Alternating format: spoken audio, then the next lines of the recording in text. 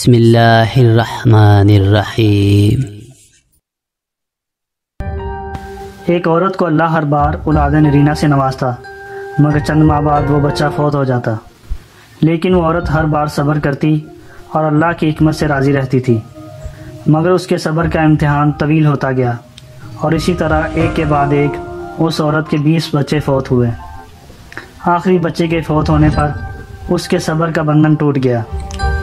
وہ آدھی رات کو زندہ لاش کی طرح اٹھی اور اپنے خالق حقیقی کے سامنے سر سجدے میں رکھ کر خوب روئی اور اپنا غم بیان کرتے ہوئے کہا، اے کون و مکاں کے مالک، تیری اس گناہ گار بندی سے کیا تقصیر ہوئی کہ سال میں 9 مہینے خون جگر دے کر اس بچے کی تکلیف اٹھاتی ہوں، اور جب امید کا درخت پھل لاتا ہے تو صرف چند ماہ اس کی بہار دیکھنا نصیب ہوتا ہے۔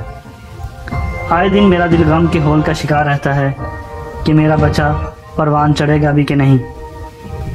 اے دکھی دلوں کے بیچ جانے والے، مجھ بے نواز پر اپنا لطف و کرم فرما دے۔ روتے روتے اسے اونگ آ گئی۔ خواب میں ایک شگفتہ پر بہار باغ دیکھا جس میں وہ سیر کر رہی تھی کہ سونے چاندی کی اینٹوں سے بنا ایک محل نظر آیا جس کے اوپر اس عورت کا نام لکھا ہوا تھا۔ بغات اور تجلیات دے کر وہ عورت خوشی سے بےخودہ ہو گئی۔ محل کے اندر جا کر دیکھا تو اس میں ہر طرح کی نعمت موجود تھی اور اس کے تمام بچے بھی اسی محل میں موجود تھے جو اسے وہاں دیکھ کے خوشی سے جھوم اٹھے تھے۔ پھر اس عورت نے ایک غیبی آواز سنی کہ تو نے اپنے بچوں کے مرنے پر جو صبر کیا تھا یہ سب اس کا اجر ہے۔ خوشی کی اس لہر سے اس کی آنکھ کھل گئی۔